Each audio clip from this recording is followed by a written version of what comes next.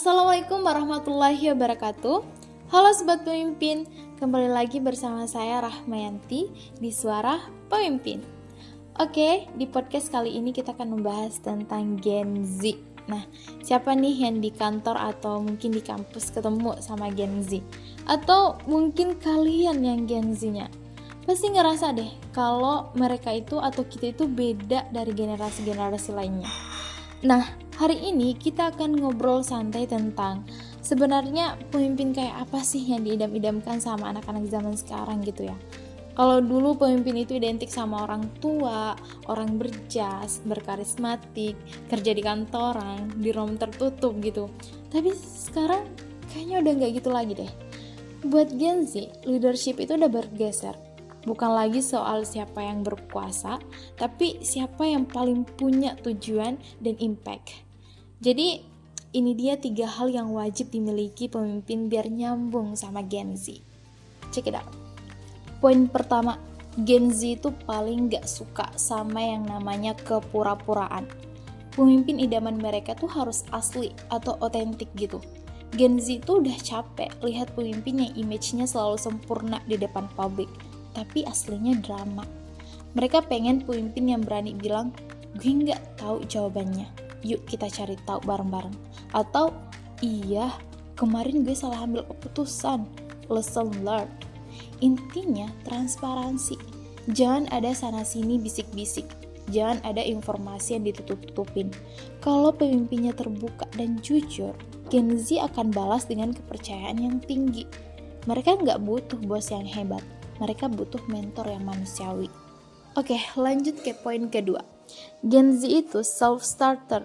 Mereka udah melek teknologi dan bisa cari informasi sendiri.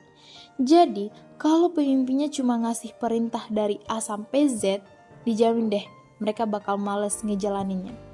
Pemimpin yang diidolakan Gen Z itu yang kerjanya ngajak, bukan nyuruh. Mereka itu fasilitator. Tugasnya bukan micromanage, bukan mengatur hal-hal kecil, tapi nyiapin panggung buat timnya bersinar.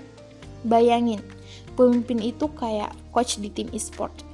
Dia nggak ikut main gamenya, tapi dia yang nyiapin strategi, headword terbaik, dan yang paling penting, dia kasih kepercayaan penuh sama para pemainnya buat eksekusi ide-ide gilanya mereka.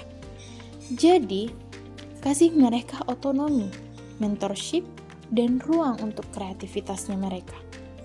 Nah, ini yang paling beda dari Gen Z. Mereka tuh gak cuma kerja demi gaji bulanan, mereka tuh butuh purpose, butuh tujuan. Pemimpin idaman harus bisa ngejelasin, kenapa sih yang kita kerjakan ini penting buat dunia? Entah itu buat lingkungan, buat masalah sosial, atau buat inovasi besar.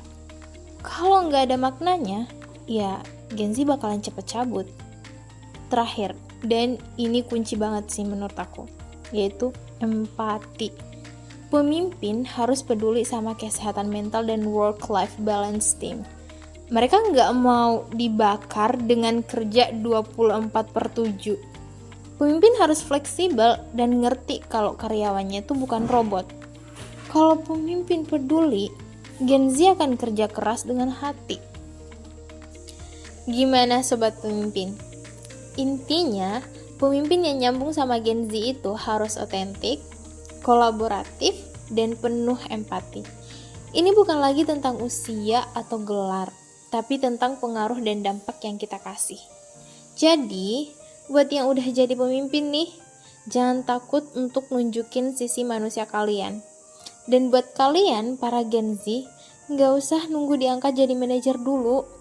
Kita tuh udah jadi pemimpin saat kita berani speak up, berani bikin inovasi, dan berani bawa impact positif di lingkungan kita sendiri.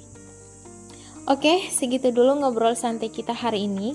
Semoga insight ini bisa bikin kita semua jadi pemimpin yang lebih kece lagi ke depannya.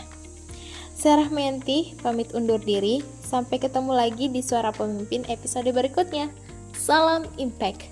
Wassalamualaikum warahmatullahi wabarakatuh.